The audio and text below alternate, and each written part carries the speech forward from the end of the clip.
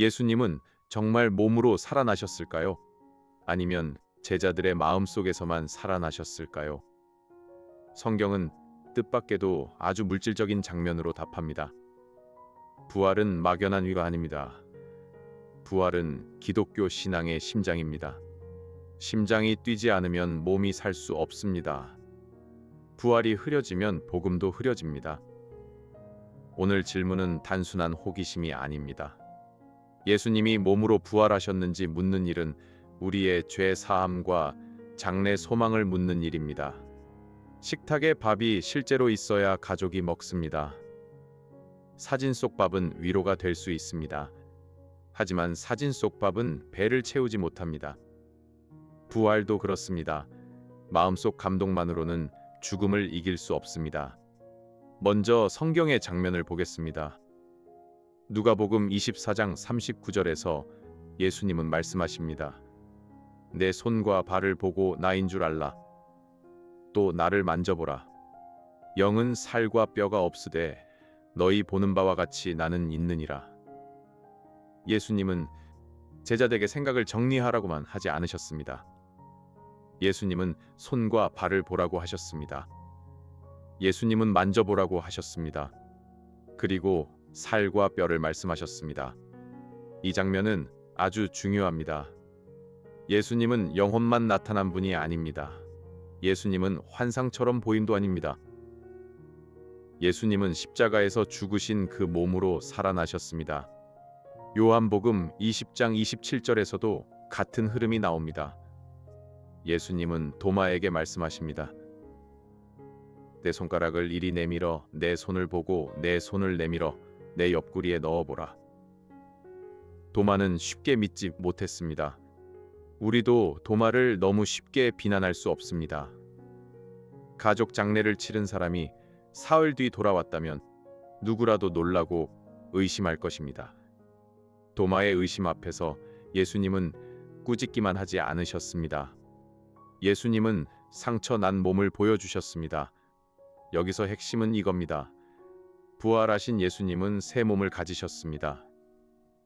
하지만 그 새 몸은 십자가의 예수님과 끊어지지 않습니다. 상처가 이어져 있습니다. 인격도 이어져 있습니다. 죽으신 바로 그분이 살아나셨습니다. 어떤 사람은 이렇게 말합니다. 예수님의 부활은 상징이다. 제자들이 절망해서 다시 일어난 사건이다. 듣기에는 부드럽습니다. 하지만 성경의 답과 다릅니다. 고린도전서 15장 14절에서 사도 바울은 말합니다. 그리스도께서 만일 다시 살아나지 못하셨으면 우리가 전파하는 것도 헛것이요 또 너희 믿음도 헛것이며. 바울은 부활을 마음의 감동으로 낮추지 않습니다. 바울은 부활을 실제 사건으로 말합니다. 그 사건이 없다면 믿음도 헛것이라고 말합니다. 여기서 헛것이라는 말은 가볍지 않습니다. 마치 은행 통장에 돈이 있다고 믿었는데 막상 병원비를 내려고 보니 잔액이 없는 것과 같습니다. 믿음이 아무리 진지해도 그 믿음의 대상이 실제가 아니면 우리를 살리지 못합니다. 개혁주의 신학은 이 점을 분명히 붙듭니다. 구원은 하나님이 실제 역사 속에서 이루신 일입니다. 예수님은 실제 몸으로 순종하셨습니다. 예수님은 실제 몸으로 고난받으셨습니다. 예수님은 실제 몸으로 죽으셨습니다. 그러므로 예수님은 실제 몸으로 살아나셨습니다. 대속이라는 말이 있습니다. 뜻은 어렵지 않습니다. 다른 사람 대신 값을 치러 빚을 갚는 일입니다. 예수님은 우리의 죄값을 대신 지셨습니다. 그 대속이 실제라면 부활도 실제여야 합니다. 영적 상징만으로는 죄의 빚이 갚였다고 말할 수 없습니다. 그렇다면 질문이 생깁니다. 부활하신 예수님의 몸은 평범한 몸이었을까요? 성경은 각고도 다르다고 말합니다. 예수님은 음식을 드셨습니다. 누가복음 24장 42절과 43절은 말합니다. 제자들이 구운 생선 한 토막을 드리니 예수님이 받으사 그 앞에서 잡수셨습니다. 몸이 없으면 먹을 수 없습니다. 하지만 예수님의 몸은 죽기 전 상태 그대로도 아닙니다. 예수님은 닫힌 문 안에 제자들에게 오셨습니다. 요한복음 20장 19절은 문들이 닫혔는데 예수님이 가운데 서셨다고 말합니다. 이것이 신학에서 말하는 영광의 몸입니다. 어렵게 들리지만 뜻은 단순합니다. 죄와 죽음에 매이지 않는 새 몸이라는 뜻입니다. 낡은 집을 고쳐 쓰는 정도가 아닙니다. 하나님이 완전히 새롭게 하신 몸입니다. 하지만 주소가 바뀌어도 같은 가족이 사는 것처럼 예수님의 부활 몸은 십자가의 예수님과 이어져 있습니다. 부활은 몸을 버리는 일이 아닙니다. 부활은 몸을 회복하는 일입니다. 성경은 몸을 낮게 보지 않습니다. 하나님은 창세기에서 몸을 가진 인간을 만드셨습니다. 그리고 보시기에 심히 좋았다고 하셨습니다. 그래서 기독교 소망은 영혼만 하늘로 도망가는 이야기가 아닙니다. 기독교 소망은 새 하늘과 새 땅입니다. 하나님은 영혼만 구원하시는 분이 아닙니다. 하나님은 우리 전 존재를 구원하십니다. 변증학적으로도 몸의 부활은 중요합니다. 변학은 믿음을 변호하는 설명입니다. 감정만 말하는 것이 아닙니다. 믿음이 역사와 이성 앞에서도 또 답할 수 있음을 보입니다. 제자들은 부활을 꾸며낼 유익이 거의 없었습니다. 그들은 명예를 얻지 못했습니다. 오히려 조롱과 박해를 받았습니다. 그런데도 그들은 계속 말했습니다. 예수님이 살아나셨다고 말했습니다. 마을에서 큰 사고가 나면 소문이 빨리 돕니다.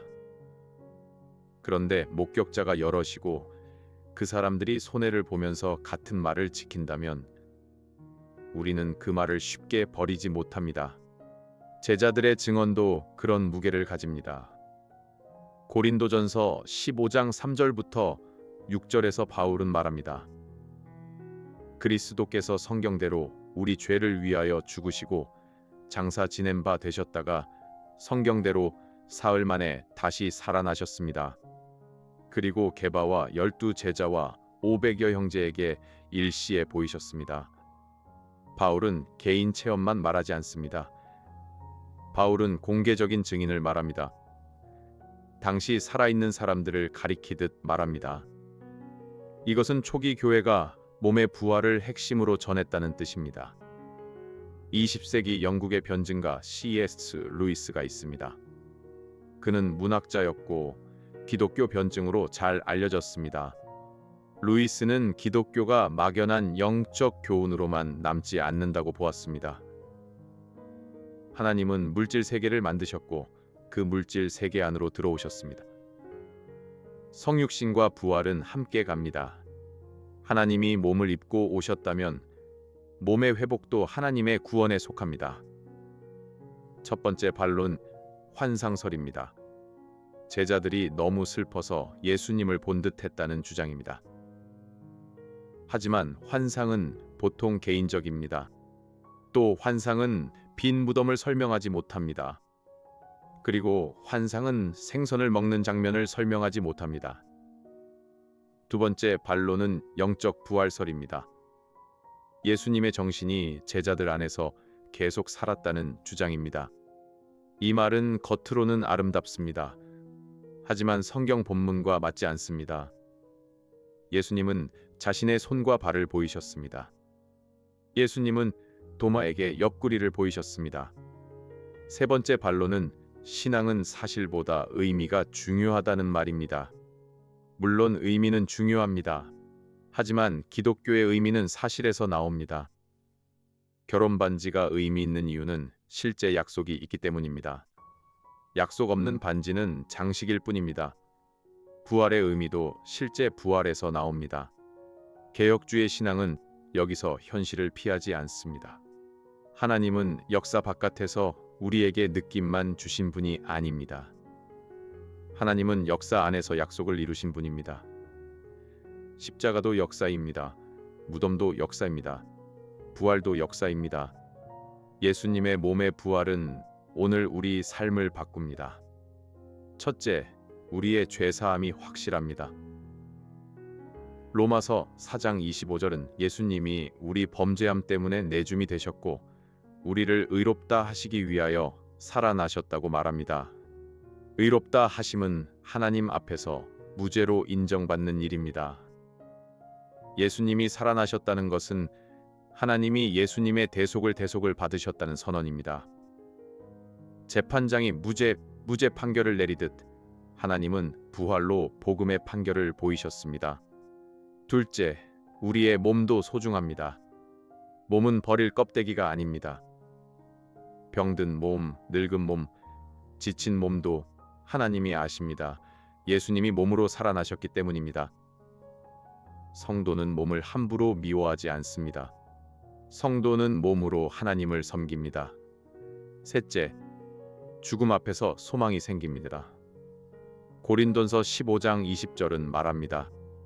그러나 이제 그리스도께서 죽은 자 가운데서 다시 살아나사 잠자는 자들의 첫 열매가 되셨도다. 첫 열매는 뒤따를 수확의 시작입니다. 시장에 첫 과일이 나오면 계절이 바뀐 줄 압니다. 예수님의 부활은 장차 성도들의 부활이 온다는 첫 열매입니다. 그래서 성도는 죽음을 가볍게 보지 않습니다. 하지만 성도는 마지막이라고도 보지 않습니다. 정리해 보겠습니다. 예수님은 마음속에서만 살아나신 분이 아닙니다. 예수님은 영적 상징으로만 부활하신 분도 아닙니다. 예수님은 십자가에서 죽으신 그 몸으로 살아나셨습니다. 그리고 그 몸은 죽음에 매이지 않는 영광의 몸입니다. 이 진리는 차갑고 어려운 교리가 아닙니다. 이 진리는 병상 옆에서도 붙들 수 있는 소망입니다. 이 진리는 장례식장에서도 무너지지 않는 약속입니다. 예수님이 몸으로 살아나셨기에 성도의 미래도 막연한 위로가 아닙니다. 성도의 미래는 하나님이 약속하신 새 창조입니다. 오늘 묵상할 질문은 이것입니다. 나는 부활을 좋은 이야기로만 듣고 있습니까? 아니면 실제 주님의 승리로 붙들고 있습니까? 다음 질문도 함께 고민하고 싶다면 구독과 알림 설정으로 함께 해주세요. 이 영상은 보수적 개혁주의 신학의 입장에서 제작된 변증학적 콘텐츠이며 모든 신학적 견해를 대변하지 않습니다. 본인의 신앙 공동체 및 목회자와 함께 묵상